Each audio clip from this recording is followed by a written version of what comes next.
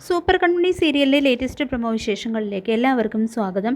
അങ്ങനെ കൺമണി രണ്ടും കൽപ്പിച്ച് ഒരു തീരുമാനമെടുക്കുകയാണ്. ദക്ഷയോട് പറഞ്ഞിട്ടുണ്ടെങ്കിലും അവൾ എങ്ങനെയെങ്കിലും സാറിനെ രക്ഷിക്കുമെന്ന് ഉറപ്പുണ്ടെങ്കിലും തന്നാൽ കഴിയുന്ന പോലെ സാറിനെ രക്ഷിക്കാൻ ശ്രമിക്കണമെന്ന്, പിന്നെ കൃഷ്ണനോട് ഇതൊക്കെ പറയുകയും ചെയ്യണമല്ലോ. അതിനായിട്ട് കൺമണി രാത്രി തന്നെ വീട്ടിൽ നിന്നും ഇറങ്ങുകയാണ്. ഇതേ സമയം മാനസയോട് കൺമണി വരുമെന്ന് തന്നെ കൃഷ് പറയുന്നുണ്ട്. കാരണം തന്നെ അങ്ങനെ വിട്ടിട്ട് പോകാനോ പിണങ്ങി അങ്ങനെ ഇരിക്കാനോ കഴിയില്ല എന്ന് കൃഷ്ണനറിയാം. കൺമണി വീട് വിട്ട് ഇറങ്ങാണ്. രാത്രി ആയതുകൊണ്ട് തന്നെ ഉദ്ദേശിച്ച പോലെ ഒരു വണ്ടിയോ ഒന്നും അവൾക്ക് കിട്ടുന്നില്ല കേട്ടോ. കുറേ നേരം ഏതെങ്കിലും വണ്ടി കിട്ടുമോ എന്നറിയാനായിട്ട് കാത്തു നിൽക്കുകയാണ് കൺമണി. മൊബൈലെടുത്ത് വണ്ടി ഏതെങ്കിലും വിളിക്കാൻ ഉദ്ദേശിച്ച് നോക്കിയപ്പോൾ മൊബൈൽ ചാർജിൽ സ്വിച്ച് ഓഫാണ്. ആകെ നിരാശപ്പെട്ട് നിൽക്കുകയാണ് കൺമണി. വൈകുന്ന ഓരോ നിമിഷവും അപകടമാണെന്ന് അവൾക്കറിയാം. ഹോസ്പിറ്റലിൽ എന്തും സംഭവിക്കാവുന്ന സിറ്റുവേഷനാണല്ലോ. ആ സമയം കൃഷ്ണൻ കൺമണിയെ കാണാഞ്ഞിട്ട് വിളിക്കുന്നുണ്ട്. ഒന്നും അറിഞ്ഞിട്ടില്ല. പക്ഷേ ഈ രാത്രി തന്നെ അവൾ ഹോസ്പിറ്റലിൽ വരുമെന്ന് കൃഷ്ണന് തോന്നിയിരിക്കണം. അതുകൊണ്ട് കൃഷ് വിളിക്കുകയാണ് കേട്ടോ. പക്ഷേ ഫോൺ സ്വിച്ച് ഓഫ് ആയതുകൊണ്ട് തന്നെ അവന് കിട്ടുന്നില്ല. പിന്നെ വീണ്ടും കൺമണി കുറച്ച് ദൂരം നടക്കുകയും ചിലപ്പോൾ വണ്ടി കിട്ടുമെന്ന് വിചാരിച്ച് നടക്കുമ്പോൾ ഒരു ഓട്ടോറിക്ഷക്കാരൻ, എന്താ മോളെ, എന്താ കാര്യം, എവിടെയെങ്കിലും പോകാനാണോ, ഞാൻ കൊണ്ടുവിടാം, ഈ രാത്രി ഇവിടെ നിൽക്കുന്നത് അത്ര നല്ലതല്ല എന്ന് പറഞ്ഞ് അവളുടെ അടുത്തേക്ക് വരികയാണ്. ഇതേ സമയം കൃഷ്ണൻ്റെ അടുത്ത് വന്ന ആ ഗുണ്ടകൾ ഞങ്ങൾ പോലീസുകാരാണെന്നും സാഗർ സാറിൻ്റെ പ്രൊട്ടക്ഷന് വേണ്ടി വന്നതാണെന്നും പറയുന്നുണ്ട്. കൃഷ് അതൊക്കെ വിശ്വസിക്കുകയും ചെയ്യുന്നുണ്ട്. പിന്നീട് കൺമണിയുടെ വീട്ടിൽ ഒരു സംഭവം നടക്കുകയാണ് കേട്ടോ. കൺമണിയുടെ മുറിയിലേക്ക് യാദൃശ്ചികമായി ധനലക്ഷ്മി കൺമണിയെ മുറിയിൽ കറാഞ്ഞിട്ട് ഇതെവിടെ പോയി എന്ന് സംശയിക്കുകയാണ്.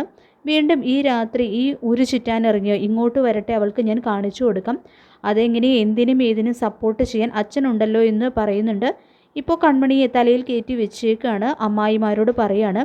അമ്മായിമാരോട് പറയുമ്പോൾ ഗോകുലും അത് കേൾക്കുകയാണ് കേട്ടോ. അപ്പോൾ ഗോകുൽ അമ്മ പറഞ്ഞത് വെറുതെയാണെന്ന് വിചാരിച്ച് പോയി നോക്കുമ്പോൾ കൺമണിയെ ഗോകുലും അവിടെയൊന്നും കാണുന്നില്ല. ശ്രീനിയും അവിടേക്ക് വരികയാണ്. കൺമണി ഇതെവിടെ പോയെന്ന് അവളെ കാണുന്നില്ല. അച്ഛൻ ഇതിനെപ്പറ്റി വല്ല ചിന്തയും ഉണ്ടോ എന്നൊക്കെ ചോദിക്കുമ്പോൾ കൺമണി എവിടെയുണ്ടെന്ന് എനിക്കറിയാം, അവൾ റൂമിലുണ്ടാകുമെന്ന് പറയുന്നുണ്ട് ശ്രീനി. ഇല്ല അച്ചച്ച, അപ്പം അവിടെ ഇല്ലെന്ന് പറയുന്നുണ്ട് ഗോകുല്.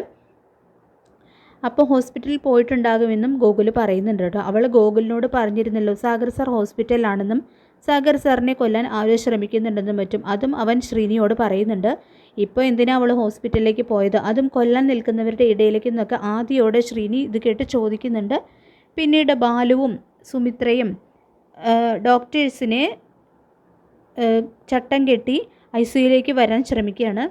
കൃഷ് അവിടെ വരുന്നുണ്ടെങ്കിലും അവരെ അറിയാത്ത ഭാവത്തിൽ ഡോക്ടേഴ്സ് ആണെന്ന് വിചാരിക്കുന്നത് കൊണ്ടും കൃഷ് ഒന്നും മിണ്ടുന്നില്ല. അവൻ കൺമണി എന്താ വരാത്തതെന്ന് വിഷമിച്ച് നിൽക്കുകയാണ്. ഗുണ്ടകൾ എങ്ങനെയോ ഐസിയുയിലേക്ക് കടക്കുന്നുണ്ട് കേട്ടോ. അപ്പോൾ സാഗറിനെ ശ്വാസം മുട്ടിച്ച് കൊല്ലാൻ ശ്രമിക്കുന്നതും കൺമണി ഓട്ടോറിക്ഷയിൽ ആശുപത്രിയിലേക്ക് വന്നിറങ്ങുകയാണ്. എന്തായാലും കൺമണിക്ക് സാഗറിനെ രക്ഷിക്കാൻ ഒരു സന്ദർഭം കിട്ടാതിരിക്കില്ല. സാഗറിനെയും രക്ഷിച്ച് ആ കുടുംബത്തിൻ്റെ രക്ഷക കൺമണിയാകും. അതുപോലെ തന്നെ